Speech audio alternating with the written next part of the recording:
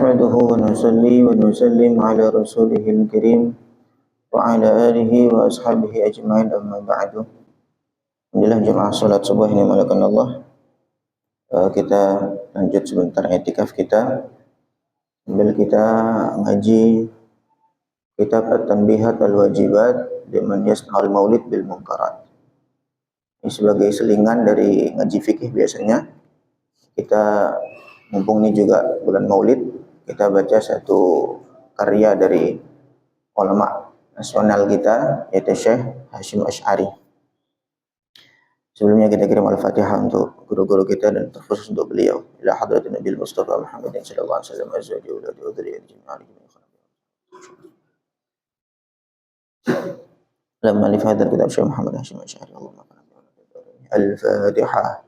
أعوذ بالله من الشيطان الرجيم بسم الله الرحمن الرحيم الحمد لله رب العالمين الرحمن الرحيم مالك يوم الدين إياك نعبد وإياك نستعين اهدنا الصراط المستقيم صراط الذين أنعمت عليهم غير المغضوب عليهم ولا الضالين آمين. Jadi sekali lagi ini kitab risalah kecil aja sekitar 30-an halaman atau 60-an halaman. Jadi menceritakan tentang kerisauan beliau Syekh Hasyim Asy'ari terhadap amalan-amalan maulid yang dicampur dengan kemungkaran-kemungkaran. Sehingga beliau nulis risalah kecil ini tahun 1936 ditulisnya. Jadi At-Tanbihat Al-Wajibat liman yasna'ul maulid bil munkarat. Pada intinya di sini beliau menceritakan qaul-qaul atau pendapat-pendapat para ulama tentang kebolehan atau tidak bolehnya melaksanakan maulid. Jadi beliau objektif saja bahwa memang pada dasarnya maulid itu khilaf di kalangan para ulama. Ada yang membolehkan bahkan menganjurkan, ada yang menganggap itu tidak dianjurkan bahkan dianggap bid'ah yang makruhah karena memang dasarnya tidak dicontohkan oleh Nabi, para sahabat dan ulama-ulama salaf. Dan yang menyampaikan adalah ulama-ulama yang terkemuka, yang mu'tabar, yang yang diakui lah keilmuannya. Kemudian beliau juga secara khusus menyampaikan peringatan-peringatan, nasihat-nasihat terkhususnya bagi umat Islam di Indonesia ini, bagaimana cara melaksanakan maulid yang benar. Kita lanjut. Bismillahirrahmanirrahim. Qala al-muallif wa kana ada iku awalaman kawitane wong ka fa'ala kang agawe sapa man zalika ing mengkono maulid bil Mausil ing dalam daerah Mausil sapa Syekh Umar bin Muhammad Al-Mulla. Syekh Umar bin Muhammad Al-Mulla. Mulla ini satu panggilan untuk orang ulama para ulama, dan itu di daerah Turki, daerah sekitar Turki itu, yaitu Turki, Iran. Ini istilah untuk para ulama itu, kalau kita kan bisa dijawakan kiai, atau di daerah yang lain ada ajengan, ada tengku dan seterusnya. Kalau di sana diantaranya adalah mulla, itu orang yang alim, orang yang soleh. Ahadus solihin yaiku saleh sejene wong soleh al-masyhurin kang pada masyhur. Wa bihi lan kelawan Syekh Umar bin Muhammad iktada manut fi dzalika ing dalam mengkono agawi maulid sapa sahibu Irbil, gubernur atau pemimpin daerah Irbil. Wa ghairuhu lan saliyani sahib rahimahumullahu taala. Di pertama kali yang buat itu bukan di Indonesia tetapi di daerah Mausil. Ya Allah alam di mana daerah Mausil ini kurang tahu, tapi yang jelas di sini kalau mulla itu adalah satu julukan untuk orang alim atau orang soleh di daerah Iran itu. Mulla, kemudian ayatullah dan seterusnya itu di daerah Iran sana. Dan ini salah satu orang-orang soleh yang masyhur di sana. Kemudian ada sahibu Irbil, daerah Irbil, gubernurnya atau pemerintah daerah sana mengikuti membuat acara maulid itu. Makanya sebagian orang-orang yang menganggap bahwa maulid itu mungkar dan seterusnya, beralasan karena pertama kali yang membuat itu orang-orang Syiah. Mullah ini kan daerah Iran kan terkenal dengan Syiahnya.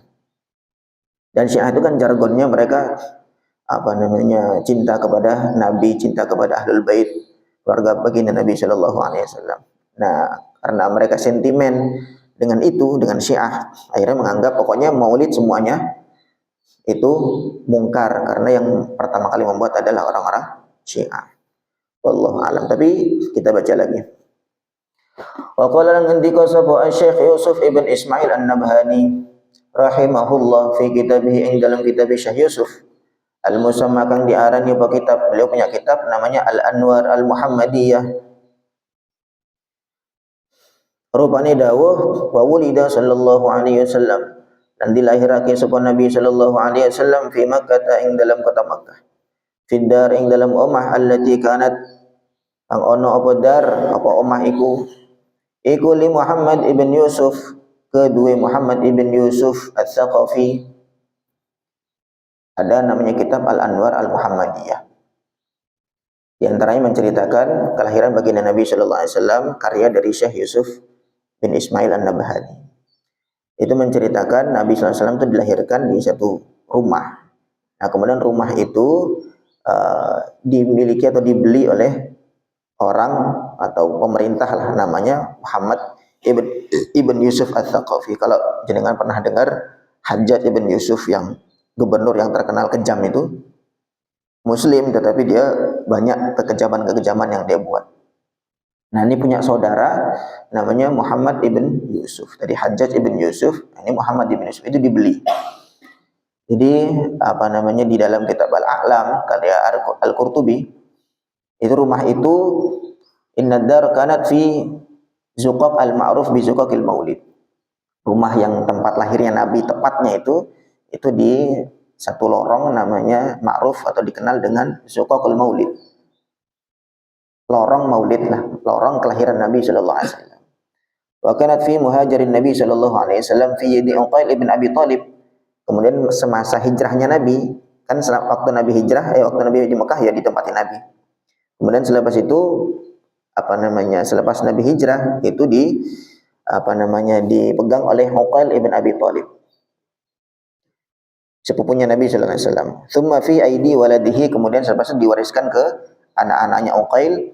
Tsumma ishtaraha Muhammad ibn Yusuf Ats-Tsaqafi min waladi Uqail. Kemudian di era-era setelahnya dibeli oleh Muhammad ibn Yusuf dari anak turunnya Uqail ibn Abi Thalib tadi. Wallahu a'lam. Wa arda'athu lan yusani ing Nabi sallallahu alaihi wasallam sapa Suwaibah atiqatu Abi Lahabin, yaiku budak kang dimerdekaake Abi Thalib. A'taqaha merdekaake sapa Abu Lahab ya. Maaf, budak kang dimerdekaake Abu Lahab. A'taqaha wis merdekaake sapa Abu Lahab ing Suwaibah hina basyarathu arikalani, memberikan kabar gembira sapa Suwaibah bi wiladatihi alaihi salatu wassalam, kelawan kelahiran Nabi sallallahu alaihi wasallam. Jadi di antara yang menyusui Nabi sallallahu alaihi wasallam adalah Suwaibah. Ada 3 atau 4 kalau nggak salah yang menyusui Nabi sallallahu alaihi wasallam. Yang pertama ibunya sendiri, yaitu Siti Aminah. Kemudian yang kedua adalah Suwaibah. Suwaibah ini tadi budak wanita miliknya Abu Lahab. Kemudian ketika Suwaibah tadi itu memberi kabar gembira kepada Abu Lahab bahwa keponakannya telah lahir, yaitu siapa? Nabi Muhammad SAW, maka saking gembiranya itu Suwaibah dimerdekakan.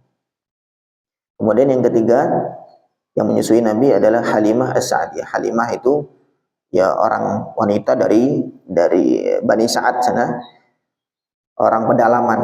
Memang orang Arab dulu punya tradisi bahwa anak-anak mereka itu disusui oleh orang-orang Arab pedalaman. Karena di kota Mekah kan kota, walaupun zaman dulu ya kota ya tetap kota. Dan orang kota itu di Mekah itu kan tempat perdagangan. Orang banyak lalu lalang di sana, sehingga tradisi itu memang sedikit bercampur. Begitu juga dengan bahasa. Begitu juga dengan adat, gitu. Gaya hidupnya sedikit berubah, sehingga supaya anak ini tumbuh dengan perilaku yang alami, maka mereka dibawa ke pedalaman sana, sehingga termasuk Nabi Muhammad SAW juga disusui. Yang kedua juga memang waktu itu memang menyusui anak itu sebagai sebuah pekerjaan. Jadi menyusui anak sebagai pekerjaan. Jadi orang-orang dari pedalaman, mereka yang sedang susunya mengalir, nyari siapa anak-anak yang mau disusui, dibayar. Dan Nabi Muhammad SAW beberapa tahun ikut dengan Halimah As-Sa'diyah sana di Bani Sa'ad. Wa qad ru'iya, dan teman-teman diimpiake sapa Abu Lahab bin Abu Lahab. Abu Lahab dimimpikan ba'da mautihi, selepas mati ni Abu Lahab, finnaum ing dalam turu. Faqila maka ditakoni lahu marang Abu Lahab, ma haluka, ma iku apa haluka utawi keadaan sira. Faqal maka ngucap sapa Abu Lahab, finnar ing dalam neraka. Illa annahu kejaba satuhuni kelakuan iku khufifa diringanake anni saking ingsun fi kulli lailatin itsnain ing dalam saben-saben malam Senin, wa musulan nyesep sapa ingsun, menghisab sapa ingsun min baini usbu'ayya, saking antarane dua driji ingsun, hatani yo iki driji ingsun, ma'an ing banyu. Wa asyara lan isyarah sapa Abu Lahab bi ra'si usbu'aihi kelawan pucuk driji lorone Abu Lahab. Wa anna dzalika lan teman setuhune mengkono-mengkone takhfif keringanan azab lan nyesep banyu saking driji bi'aitak iku bi'aitaki karena sebab oleh merdeka ke ingsun li Thuwaibah maring Thuwaibah ing dama basyaratni arikalani aweh kabar gembira sapa Thuwaibah ing ingsun bi wiladatin Nabi sallallahu alaihi wasallam kelawan kelahiran Nabi sallallahu alaihi wasallam. Yang pertama, wa bi irdha'iha lahu, lan kelawan sebab Thuwaibah olehi nyusoni sapa Thuwaibah lahu maring Nabi sallallahu alaihi wasallam. Jadi ini satu riwayat yang masyhur dan disebutkan dalam kitab Sahih Bukhari.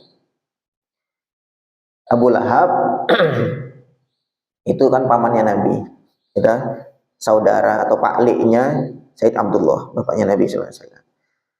Nah, ketika Said Abdullah itu wafat, maka ya Abu Lahab ya sedih lah, namanya saudara. Kemudian si iparnya yaitu Siti Aminah, ibunya Nabi sallallahu alaihi wasallam itu dirawat oleh Thuwaibah tadi. Jadi Abu Lahab merintah kepada Thuwaibah, si budaknya ini, kamu rawat sana nih, ipar saya ini sedang mengandung, karena Nabi ketika Said Abdullah wafat sudah 2 bulan di kandungan, kan sudah dalam keadaan hamil 2 bulan. Maka diutuslah Thuwaibah untuk merawat siapa? Siti Aminah yang sedang hamil. Ketika dirawat-rawat sampailah waktu kelahiran, maka Thuwaibah memberi kabar kepada tuannya yaitu Abu Lahab. Nih paman, keponakan kamu sudah lahir dan laki-laki ganteng, bersih dan seterusnya.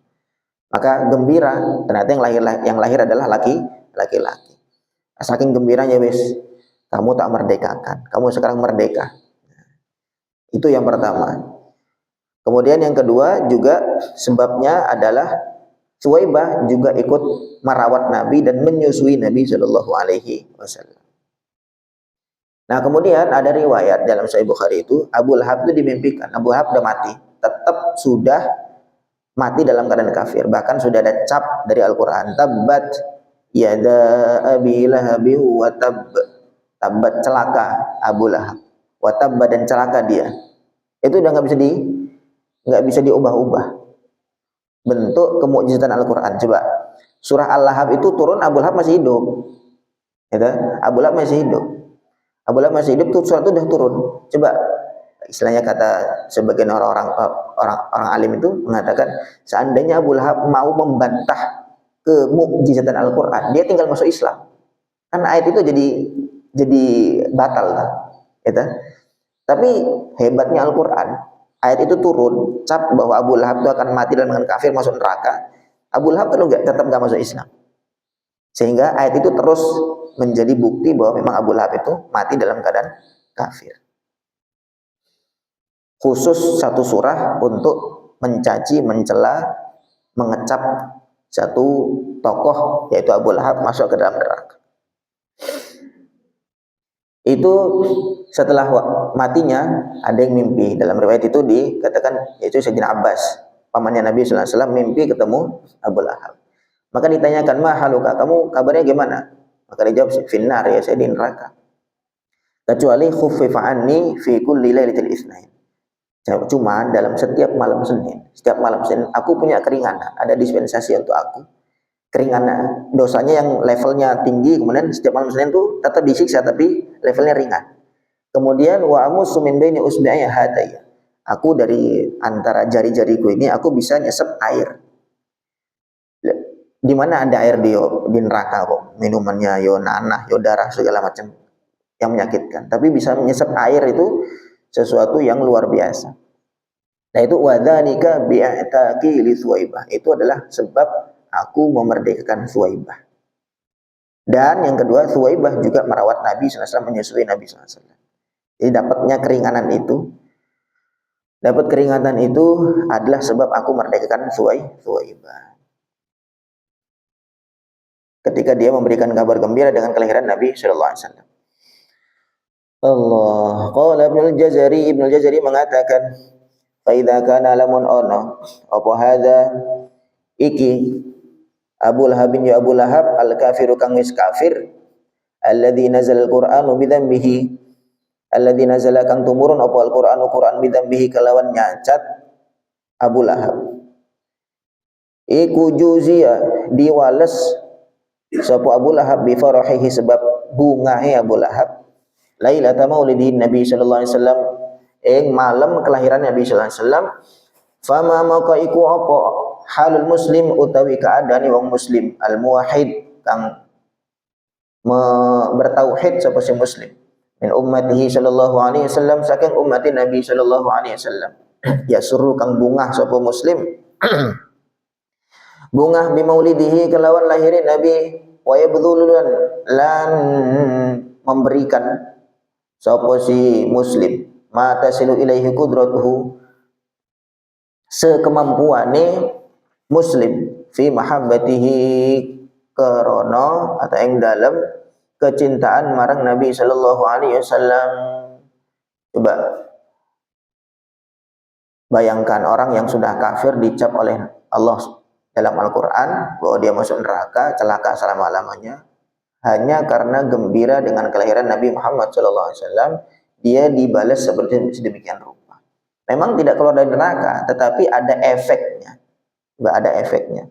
Lalu bagaimana kalau orang muslim yang bertauhid dan dia juga gembira dengan baginda Nabi sallallahu alaihi wasallam?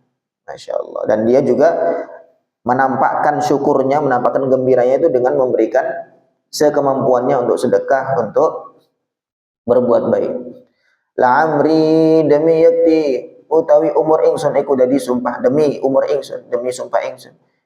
Innama yakunu angin pastine ono apa jazauhu balasani muslim muwahhid yasurru orang muslim yang gembira dengan baginda Nabi sallallahu alaihi wasallam minallahil karim saking Allah kang dermawan iku ayyudkhilahu yanto mlebuake sapa Allah ing muslim bi fadlihil amim kelawan anugrahi Allah kang rata nglebokake jannatin naim ing swarga kang akeh nikmate. Jadi tentu pasti demi umurku, kata Syekh Jazari mengatakan bahwa pasti balasannya adalah surga dengan anugerah dari Allah Subhanahu wa taala. Wala zalalan ora leren-leren sapa ahlul Islam, orang Islam iku yahtafiluna pada gawe sapa si muslim bi syahri maulidihi ing dalam bulan maulid Nabi sallallahu alaihi wasallam wa ya'malu lan pada gawe sapa si muslim al walaim ing walimah. Walaim itu maksudnya undangan makan, walimah itu undangan makan. Wa yatasaddaqu lan pada sedekah sapa muslimun atau ahlul Islam bi anwa'i sadaqat kalawan macam-macam sedekah, buat sunat masal, buat santunan, buat macam-macam. Wa yudhiruna surur wa yudhirulan podo menampakkan sapa ahlul Islam as-surur ing bungah kegembiraan wa yaziduna lan podo nambah sapa si ahlul Islam fil mabarat ing macam-macam kebaikan-kebaikan wa ya'tanu lan nemen-nemeni memperhatikan sapa ahlul Islam bi qiraati maulidihi kalawan maca maulid Nabi sallallahu alaihi wasallam al-karim kang mulia. wa yadharu lan muncul nampak alaihim ing si ahlul Islam min barakatihi saking barakahi nabi apa kullu fadlin azim saben-saben anugerah kang rata. Jadi diantaranya ya tanun bikirati maulid, memperhatikan baca maulid. Agak sekarang kita malah balik karena menyingkat waktu maulidnya dipotong-potong, malah dipotong-potong. Ya kita kadang-kadang memang karena tidak paham isi dari maulid itu, akhirnya tidak menikmati, tidak meresapi isi maulid. Padahal intinya maulid yang dibuat itu adalah ya baca maulid itu, maulid Simtud-Duror, maulid Tibai, maulid Barzanji. Itu segala bentuk nama-nama kitab-kitab maulid. Apa sih isinya kitab maulid itu? Ya cerita tentang Nabi, mulai sejak Nabi itu belum lahir di kandungan, kemudian selepas itu kecil, dewasa, sampai jadi Nabi, dapat wahyu, hijrah, seterusnya. Ya sejarah Nabi secara singkat itu namanya mau baca maulid itu. Itu kan tulisan sejarah ya, secara singkat. Dan ditulis oleh bermacam, nggak cuma satu orang yang nulis itu. Nggak satu orang yang nulis. Misalkan saya maulid Al-Barzanji ditulis saya Ja'far. Itu ditulis oleh Al-Barzanji. Kemudian ada maulid Ad-Dibai, ada maulid Simtud-Duror, ada maulid Ad-Diya Al-Lami' ditulis oleh Habib Umar yang sekarang masih hidup. Itu mereka menceritakan tentang kisah Nabi Shallallahu Alaihi Wasallam. Cuman memang di sebagian tempat masyhurnya adalah maulid ini, tempat lain maksudnya maulid ini. Pada intinya baca maulid itu supaya supaya menambah kenal kita kepada baginda Nabi Shallallahu Alaihi Wasallam, nambah cinta kita kepada baginda Nabi Shallallahu Alaihi Wasallam. Dan ini harapannya para ulama, membuat maulid itu menampakkan kegembiraan seorang muslim dengan kelahiran baginda Nabi Shallallahu Alaihi Wasallam. Mana dalilnya? Ya tadi itu dalilnya orang kafir tadi siapa? Abu Lahab. Wong Abu Lahab aja idza kana hadza ada walillahi darul qair musyiran ila qissati Abi Lahab al-madhkur. Ada satu syair yang masyhur menceritakan Abu Lahab. Idza kana hadza kafiran jaa dhanbuhu wa tabbat yadahu fil jahim mukhallada. فَمَا الظَّنُّ بِالْعَبْدِ الَّذِي عَاشَ عُمْرَهُ بِأَحْمَدَ مَسْرُورًا وَمَاتَ مُوَحِّدًا. إِذَا كَانَ هَذَا كَافِرًا, kalau ini orang kafir saja, jaa dhammuhu wa tabbat yadahu fil jahim mukhallada, sudah dicaci oleh Allah, sudah ditempatkan di neraka jahim mukhallada selama-lamanya. فَمَا الظَّنُّ, maka apa kira-kira balasannya, bil abdil ladzi, dengan hamba, asya umrahu, yang selama umur hidupnya, bi Ahmad masruran, dengan Nabi Muhammad itu selalu gembira, wa mata muwahhid, dan matinya cuma bertauhid, matinya pun muslim. Kira-kira apa balasannya? Orang kafir aja seperti itu. Itu harapannya. Tapi caranya orang menampakkan kegembiraan itu kan nggak harus sama. Caranya orang menampakkan kegembiraan itu nggak harus sama. Misalkan Abu Lahab dengan cara memerdekakan budak, caranya seperti itu. Maka orang mungkin nanti dengan bentuk gembiranya lain-lain, macam-macam. Nabi sendiri cara syukurnya dengan kelahiran beliau puasa. Beliau puasa dengan menambah ketaatan, dengan menambah kebaikan-kebaikan. Nabi ditanya katakan tentang puasa Senin Kamis. Kemudian kenapa kok puasa hari Senin ya Rasul? Karena diantaranya dzaka yaumun wulidtu fihi, itu adalah hari di mana aku dilahirkan, maka aku senang kalau aku puasa. Itu juga satu bentuk, walaupun tidak bikin acara walimah, ngundang makan, nggak ada modal, puasa wis. Atau khusus nih untuk kelahiran Nabi, khatamkan Quran, atau khusus kelahiran Nabi apa, buat zikir apa, selawat apa, begitu. Itu juga termasuk rasa gembira, rasa syukur. Ya Allah. Sedikit lagi. Wa qala al-allamah Ahmad ibn Hajar rahimahullah. Dan ngendika sapa Ahmad ibn Hajar rahimahullah fi kitab syahadah, ing dalam kitab syahadah. Min Tuhfatil Muhtaj, dari kitab Tuhfatul Muhtaj. Ini kitab fikih bab syahadah, persaksian. Wa yajuzu lan wenang apa dufun, terbang, rebana. Aydurbuhu tegese wenang mukul terbang atau rebana. Wastima'uhu lan mirengaken terbang. Li ursin kanggo li ursin karena urs pernikahan, li'annahu sallallahu alaihi wasallam karena Nabi sallallahu alaihi wasallam iku aqarra ikrar sapa Nabi Juwairiyatin ing pira-pira wadon enom, beberapa anak muda wanita, darabna kang mukul sapa Juwairiyat bihi kalawan duf kalawan terbang, hina bana Aliun bi Fatimata, ari kalane bana itu maksudnya dukhul atau anunya mungkin ngunduh mantu, gitu, ngunduh mantu Ali, ngunduh mantu dengan Fatimah. Karamallahu wajhahuma, bal qala balik ngendika sapa Nabi liman maring wong qalat kang ngomong sapa siman, fina wa fina nabiyyun ya'lamu ma fi ghadi, di antara gembiranya mereka ngomong wa fina lan ikut tetep antarané kita nabiyyun utawi nabi ya'lamu kang ngawruhi sapa nabi ma fi ghadi ing berita besok, tahu akan apa namanya berita yang akan datang. Apa rupanya pengendikan Nabi, da'i hadza ninggalno sira hadza ing ikilah pengucapan, wa quli lan ngucap sira billadzi kalawan perkara taqulina kang ngucap sapa sira, ai min madhi ba'dil maqtuli Nabi Badrin, tegese saking muji sebagian pasukan yang terbunuh yang dalam perang Badar, rawahul Bukhari. Jadi Syekh Ibnu Hajar mengatakan dalam kitab Syahadah boleh memukul rebana li ursin untuk walimatul urs atau pernikahan. Kenapa? Karena Nabi sallallahu alaihi wasallam ikrar, maksudnya tidak mengingkari. Saya begitu, tidak mengingkari. Ada beberapa anak-anak perempuan yang muda yang masih kecil-kecil, mereka pada mukul-mukul rebana. Kemudian mereka ya namanya pernikahannya gembira semua, dan di antara mereka ucapan mereka ketika gembira itu wa fina nabiyyun ya'lamu ma fi ghadi, di antara kita ada nabi yang tahu masa depan, gitu. Maka Nabi mengatakan da'i hadza, yang itu nggak usah diucapin, karena Nabi nggak tahu masa depan kecuali diberitahu oleh Allah, gitu. Nabi mengatakan da'i hadza wa quli ma taqulin. Kalau ucapan yang lain kayak muji-muji para pasukan Badar yang gugur, itu dipuji fulan pernah jasanya ini dan seterusnya, itu tidak masalah. Tapi untuk yang tadi wa fina nabiyyun ya'lamu ma fi ghadi, itu jangan diucapkan. Ini diriwayatkan oleh Imam Bukhari, sehingga ikrarnya Nabi ini menjadi dalil bahwa memukul rebana itu boleh untuk pernikahan. Wa sahalan sahih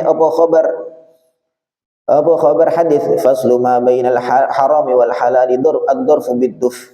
Faslu ma utawi pemisah perbedaan bainal harami antarane perkara haram wal halal lan perkara halal, iku ad-darbu bid-dufi, mukul terbang atau mukul rebana.